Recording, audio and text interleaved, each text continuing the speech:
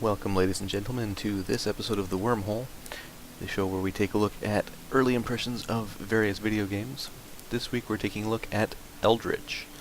It's a Cthulhu-inspired first-person roguelike that kind of looks like Minecraft. It's pretty much as cool as it sounds. If you're not a fan of any of those individual things, altogether it works out pretty well. We're going to take a quick look at this here together right now. This isn't the first time I've done Cthulhu-inspired content, and it probably won't be the last, but yeah, this is Eldritch.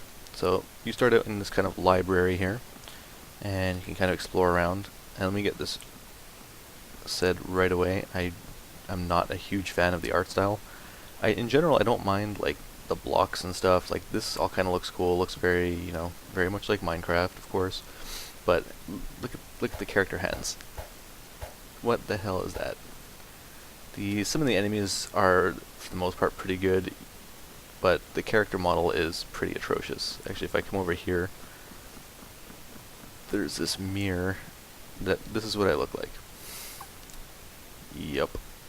You can kind of change heads and make comical men, women, not quite black people. I guess if you want to be black, you have to use one of the two skins that have a black skin color, but yeah. So, what is Eldritch? Well, as I said, you start in this library here, where you can do all kinds of things like eat fruit and play with lights, because why not? But the main bulk of the game is about exploring these books that teleport you to different dungeons of various Cthulhu monstrosities. So you start out with Dagon, and this, I believe, is Nyarlathotep. Yep. And third one, I don't know what it is because there's nothing to give me a reference, but you have a third one, and then you combine all the orbs to actually get out of here. You've got a little chest that you can store currency in, because being a roguelike, if you die, you lose everything you have, so normally I don't have this dagger or this bottle, but I've already kind of played a couple minutes just to kind of get a general idea for the game first, and also to make sure I knew the controls. You might be wondering what's with that glowy hand on the left side. You get powers from statues, and in this case I have one that lets me kind of, well, if I had any artifacts, let me just go grab an artifact. Everything costs artifacts in this game, which is those blue orbs, so I can kind of boost jump. It's not phenomenal, but better than nothing. I'm not crazy about the constant glowy effect off of the hand. But, yeah. So that book returns you back to the library. The levels are completely random, although I think in this case, yeah, it's the same layout as the last time I did this. So, kind of speed through this first part here. When you die, you do get a different layout. That was almost bad. So you don't just know exactly where everything is all the time, of course, and all the items and things are also randomly strewn about.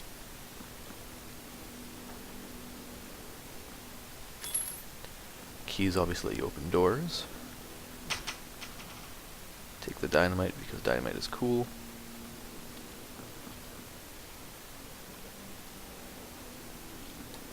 Ow. And jump. Now if I was smart, I would have used my boost power to get over that, because now I'm about to die. So when you kill things, you can loot their corpses. I think there was some health over here. Now, according to the game, when you loot the corpse, the enemy can spawn somewhere else. So I assume that means that if you don't loot the corpse, they will just stay there indefinitely. I don't know if that's the case or not, because it's very hard to keep track of something like that. But based on what the game tells you, that appears to be the case. It's a little happy fish man. So I'm collecting bullets, but to date I haven't found a gun or anything to use them yet. It's a little friendly fishman store. You can steal these things and also kill him and just take everything, but he's not particularly easy. I tried it once earlier just to see, and he kind of kicked my ass pretty bad. Let's see now. Do I remember where the exit is? I do have the little kind of compass thing that shows me where my stuff is. Like, you have 3 pieces of gear you can carry with you. One compass type thing, one kit, and 1 pair of shoes. So you can kind of combine those to make different effects. That's where I got my ability to do super jumps. Now if you jump at something, like you probably just saw me do there, normally if you just jump I won't be able to make it. If you jump and hold your jump, you can actually climb stuff, which is incredibly useful for getting around without having to do stupid things.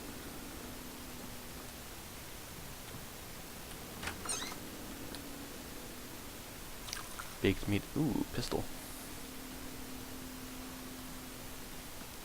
Alright, now I have a gun. More ammo, keys, and more artifacts. Actually, while I'm here, let me just show you this. So, similar to Minecraft, a lot of the terrain is destructible. By default, if you just hit it, nothing happens. But certain weapons and things will make a big difference. Like that. So I've just opened a whole new area here with... Oh god, that was not what I was expecting to happen. Yeah, being inspired by Cthulhu, a lot of things in this game are pretty much designed to just be messed up in the head. You have very few hit points as well, so be very careful with what you're doing. I've only got 3 to start with, and they drop 1 per shot so far. I haven't seen anything that's done more than 1, but I would not at all be surprised if it did exist. Now, being a roguelike, of course, it's probably in your best interest to try and scavenge as much things as possible before you advance, because things are what keep you alive in roguelikes. So, lots of keys, lots of bullets, lots of artifacts. Especially artifacts are currency for everything. You also have a little crouch stealth mechanic as well going on there. You can also power slide, of course, because power sliding is pretty awesome. And there's a lean mechanic, so if you're stealthed and you want to just kind of peek around the corners. Now if you're like this, as long as you're leaning and not actually going out there, the monsters will not see you. If you're behind the pillars and things, they will not react to your presence at all. Unless they're supposed to. Certain ones will. But in general, you will be kind of safe. Monsters in this game also make a lot of noise and can apparently open doors. Oh, I want whatever that is up there. Yeah, oh, just a bottle.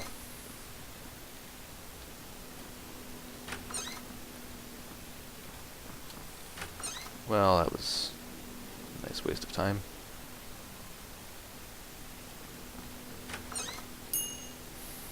Okay. The music is very low in this game. I'm not sure. I don't know if you guys can actually hear the music very easily. I know I can barely hear it. So I imagine it probably isn't being picked up very well by the recording at all. I've tried to turn it up, it just seems to be recorded at a very low level. Cloak power. While you're cloaked, enemies cannot see you. The effect wears off after a short time. Enemies can still hear you when you're cloaked. Okay, so my other power took only 1, but now I can do, for 10, a cloak where I'm invisible for a little bit. So I guess this is one of those roguelike elements where it's in your best interest to memorize different symbols, like these little sparkly things are stealth, obviously. Whereas the little up arrows that I had before were the jump power. So if you end up with a really good power, it would be in your best interest to know what the other powers are so you don't accidentally get rid of it and make yourself very sad.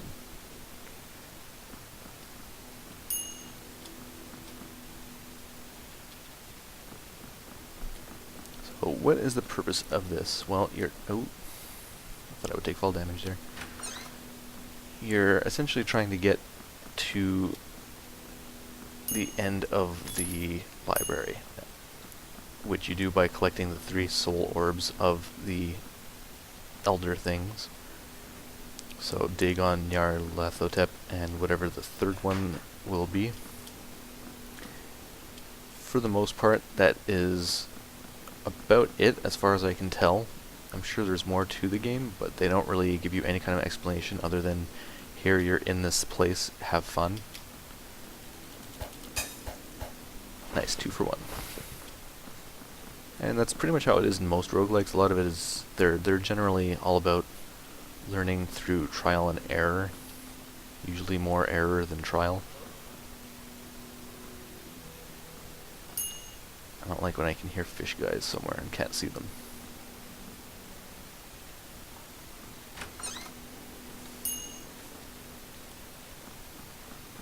The enemies so far in the game have not really posed much of a threat. They all just kind of walk at you. And even just with my basic dagger here, I just kind of hia them down.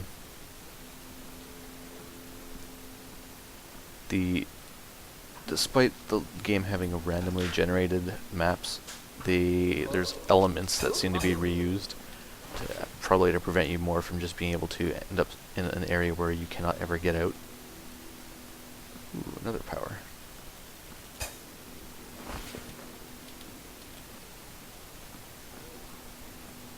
Got some random corpse. Sure. Yeah, why not? I got 6 keys. What do you do? Knock power. Unlock doors. That is pretty neat. Got a bunch of keys, so it's a little bit less useful than it would otherwise be, but bam. Have I been here? No, I haven't. See, this is where looking at your compass works out really well in games like this, because I am really bad at figuring out, oh, screamy worm.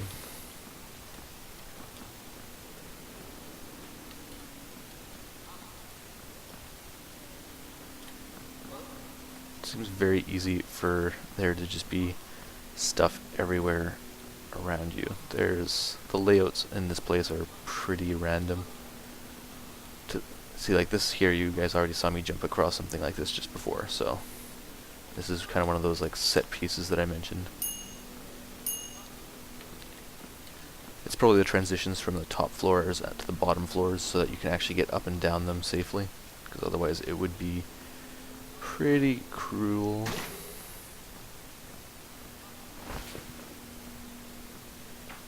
Bam.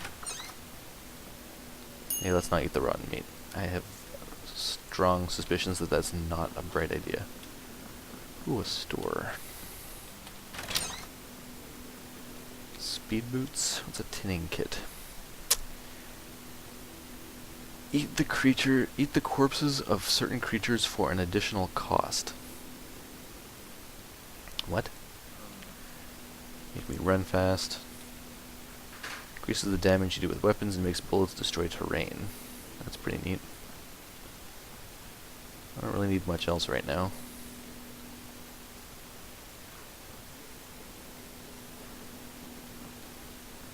I kind of want to know what this does, but I don't have enough cash for it.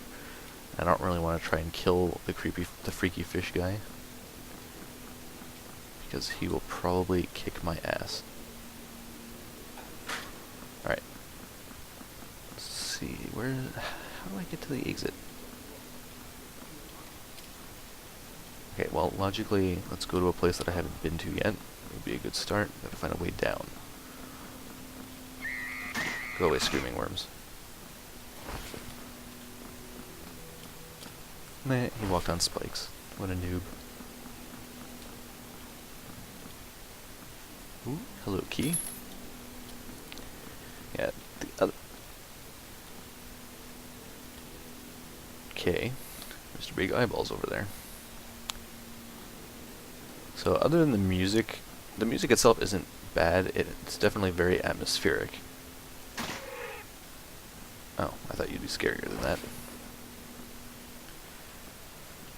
Yeah, so the music's very atmospheric. The actual noises of the monsters in general are pretty good. There's those screaming worms in particular are pretty good at being unsettling. save some of this. Empty bird bath. Pile of things. Ammo. Now, if you've never played a roguelike before, they're generally meant to be fairly hard and unforgiving. Permadeath is usually a very strong aspect of them. Or if not permadeath, at least some form of strong penalty for dying. So in this case, I lose all of my equipment, and I lose everything that I haven't banked before. So that's pretty unpleasant, since you essentially start back at the beginning, new random levels, and a... Yep. And you gotta work your way all the way over again. Now if you've... I believe anyway, I haven't had much of a chance to confirm this yet, but I believe if you get far enough to have earned one of the soul orbs, you will actually get to keep it, because you've brought it to the library at that point. So that should remain there. Not sure what was up with that screaming noise just there.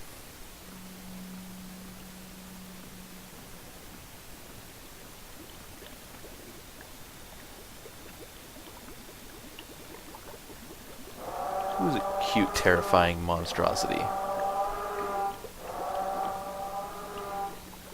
Is that a cemetery? Why is there a cemetery? I want to go in there, but I don't want to go in there with that thing.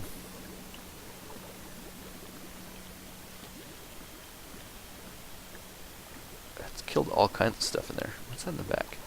Just a wall. Alright. Hey, freaky fish guy. Hey, screaming worm.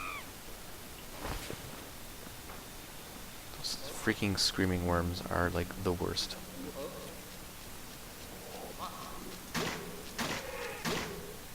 Eat the bullets. Is that a turtle?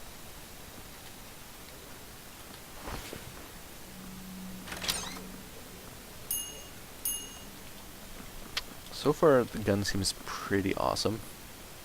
Not that I would expect a gun to be particularly different, but I wouldn't have thought a gun would be quite as effective against the minions of insanity. But who am I to criticize? Maybe they're deathly allergic to steel. I'll take that.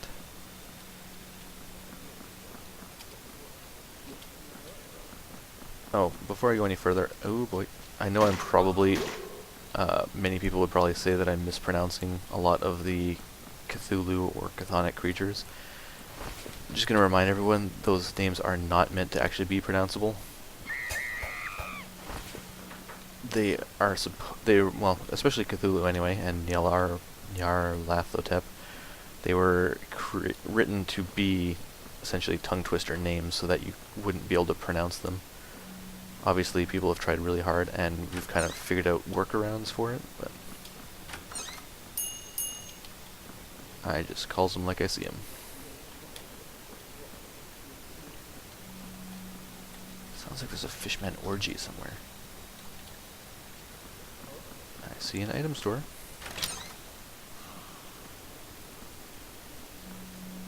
Locksmith kit. Lets you open locked doors and put locks on doors for a small cost. So I can actually barricade the doors, I guess. That's kind of neat, I guess, if you're running from something terrifying. 75 though. Oh, whatever. I don't have a whole lot of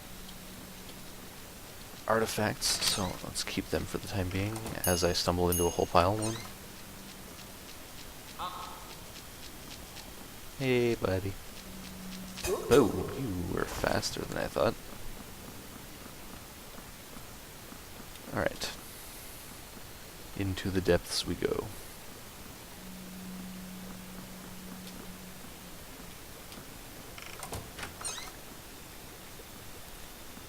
So as you can see, I haven't really been hit by much of anything, except when I accidentally run into spikes and various environmental things.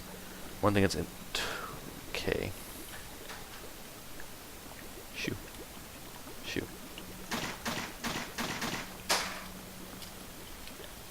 Oh god. Please don't follow me.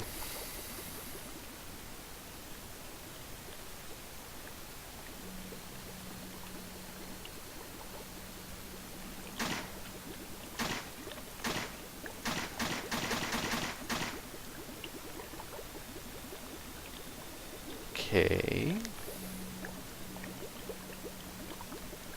I'm gonna assume that you can't actually kill that thing, because I just unloaded like 12 bullets into it. Yep.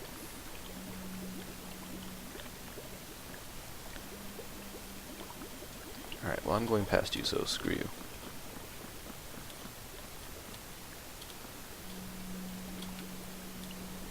Oh god, oh god, oh god.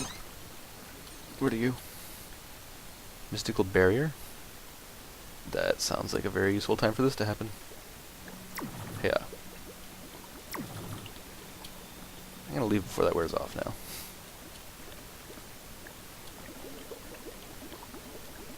Seriously, slime thing?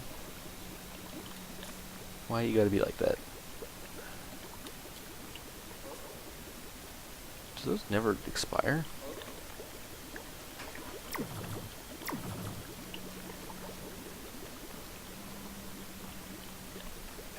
Take that, slime. See, you get to me now.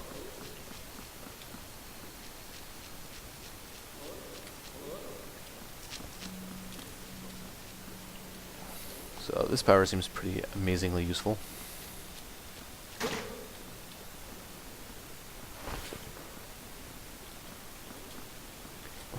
I've been here before, haven't I? Okay, exit is over that way. Just follow your map. This is a lot of freaky fish, guys. Go away.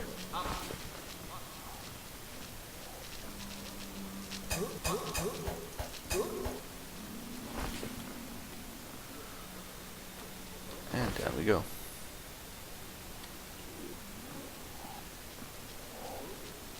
There's a lot of things around here. What the hell? Kill the eyeball.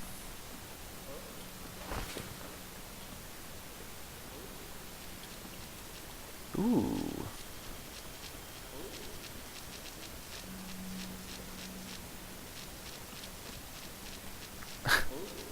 I like the way they hop around. It's kind of funny. Soul of Dagon. Clutch a strange blue orb. It hums in response to your touch and vibrates as if trying to shake itself free. As your fingers tighten around it, you are struck with sudden and unbidden insight that within this unearthly sphere, the soul of the ancient deity Dagon is beginning to wake. I don't want to wake Dagon. Why would I want to do that? A vision drifts through your mind like a long-forgotten memory of mortal fear, unchecked destruction, and then a clandestine ritual and uneasy peace. The vision fades, giving way to a sick feeling of emptiness. The soul of Dagon stirs in the silence. You can now unlock the next book in the library. So, long-forgotten memory of mortal fear? Am I not mortal? Am I some kind of awesomeness? Am I Cthulhu? Well, let's deposit the artifacts. Let's take 20 with me just in case. And open you. Raise the soul. Sphere pushes against your fingers. Palpably struggling to reach the leathery surface, distant wind begins to howl as the encapsulated soul rages in your hand. As Dagon's fury intensifies, the force holding the book falters. A deafening crack splits the room as the seal is broken and the soul of Dagon becomes still and silent once again. The book falls open, revealing dusty pages covered in eldritch glyphs. That nameless dread fills you. The next world awaits. Books will remain unlocked even when you die and resurrect. Booyah. Now, do I put the soul thing here? Yeah, boy.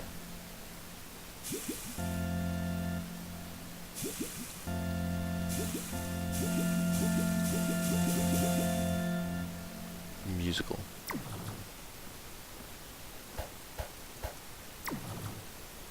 I wonder if I can actually block myself into somewhere and make it so I can't get out. I guess those must expire eventually. Alright, so this library is also gigantic. I actually got lost in here earlier. This is not my proudest moment.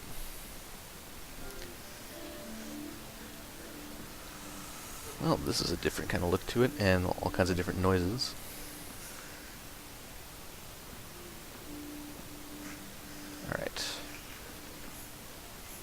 you. I want to see what's in this locked door. I only have one key left? How do I only have one key?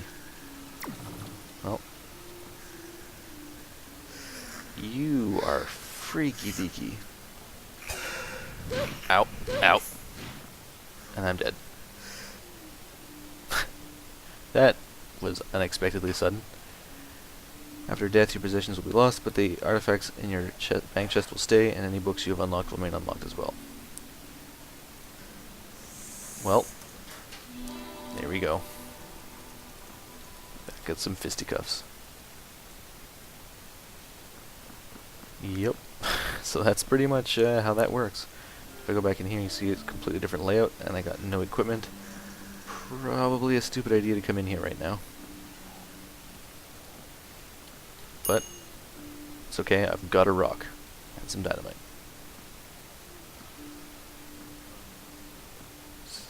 Is that a bar? Oh, that was a tripwire trap that took off half my health. More than half. Cool. Die. Ow. Yep. So the difficulty just kind of ramped way the hell up right there. Let's just see. Let's go back into the first book real quick. Let's try and get some kind of an equipment here. There is always a compass at the start, which is convenient if ever you don't have yours anymore. What's up? Oh, treasure room. Yes, I will take a treasure room.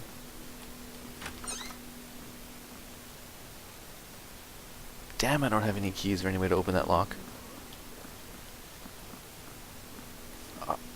Oh. Come on. Let's Minecraft this. Come on. Oh. Alright, well. That is pretty much going to be our look. What are you, fountain? Coughing fountain restores some of your health and extends your max health. Well, shoot. That would have been awesome to find the first time through. Yoink, yoink, yoink. And a rock. I seem to not do very well at aiming rocks, but I will take a rock to no weapon at all, thanks. Now let's go get our booty. Hold on. Before we open that, let's open this one. So at least get another key.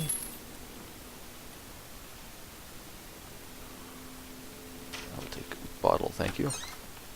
Yeah. There's very few things more satisfying than playing this game and whipping bottles at your foes to kill them all.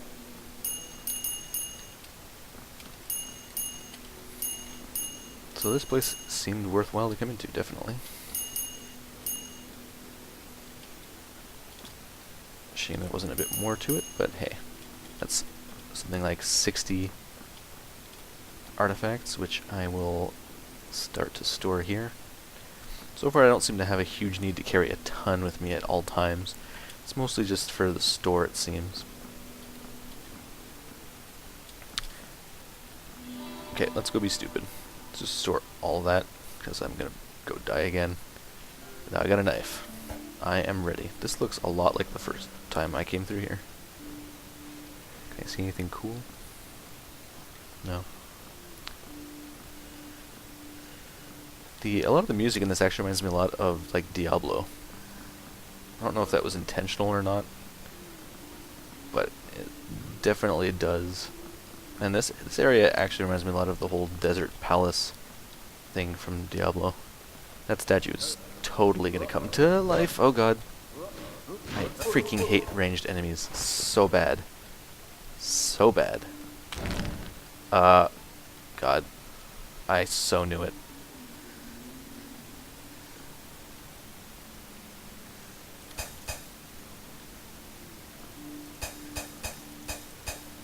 Really? You're not gonna come to life? Oh, what the f- Oh, seriously? Are you freaking serious?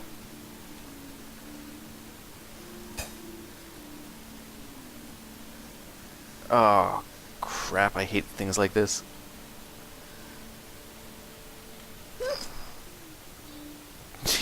God. What are you supposed to do to... How are you supposed to not die to that? Well, on that note, I'll let you guys enjoy Eldritch a bit. Oh, I lost my. How is my orb gone? I put it here. Damn it. Well, anyway, I'll let you guys explore the world of Eldritch a bit further. This is something that is kind of cool. I really like roguelikes lately. I didn't used to play them very frequently, but lately I've been enjoying them quite a bit. I guess I'm starting to get more into the whole challenge mentality in games, which definitely is included in a roguelike with all the permadeath and ridiculous difficulty and learning by memorization and trial and error and things. So it's definitely something that I think the concept is definitely amazing in this game. I'm really been having a blast with it. As I said, I'm really not thrilled with the graphics, and the music is not particularly great either. It's not bad, but it's so quiet, even at very high graphic settings. Yes, very high music settings. You won't really hear it all that much. It's really there, like atmospheric. The enemy noises are not bad, but they're incredibly repetitive. When you've got a lot of fishmen around you or anything, you'll just constantly hear goo goo goo, which does get old very quickly. So sound assets are not the best, graphics not great, but all that aside, this game remains incredibly fun, and I am really looking forward to just playing some more and figuring out what the hell is going to happen here. There's a lot of potential for things. This doesn't seem like it would be a particularly long game based on the fact that there's these 3 books only. But for all I know, once you get those 3 and open this, some whole other pile of ridiculous shenanigans starts happening. So, unfortunately, I can't answer that question right now as to how long the game actually is. I can definitely see this being a game that will take several hours at the very least to beat. More if you aren't particularly good at this type of game or familiar with it. Possibly a bit less if you happen to be very good at the general idea of roguelike survival and first-person business. It helps definitely to know the enemies, so once you've encountered them and you know that they're ranged or whatnot, you can deal with that a lot easier. But yeah, this is on sale on Steam. You can pick it up for fairly cheap. It's obviously an indie title. It's made by a 2-man development studio. I would recommend it if you can get around the graphics and stuff, the presentation not being phenomenal. It's very fun. It's basically like a first-person Binding of Isaac kind of thing. A lot of similar kind of feel to it in terms of the world, the pickups, the weird kind of design of the monsters, the kind of similar concept. Obviously, you're not a guy crying in the basement and killing people with tears, but you know, similar kind of reliance on a lot of kind of ranged and dodging your enemies and hitting them back and things. So I think you guys will like it. Let me know if you do below. If you've tried it and you don't like it, let me know why, actually, because I'm curious. I would like to know what you guys think of this game if you do end up trying it. Ooh, free artifact. And so yeah, that's it. That's Wormeck taking a look at Eldritch here today. Temporarily forgot the name of the game because I got distracted by the shinies. And until next time, Wormeck heading out.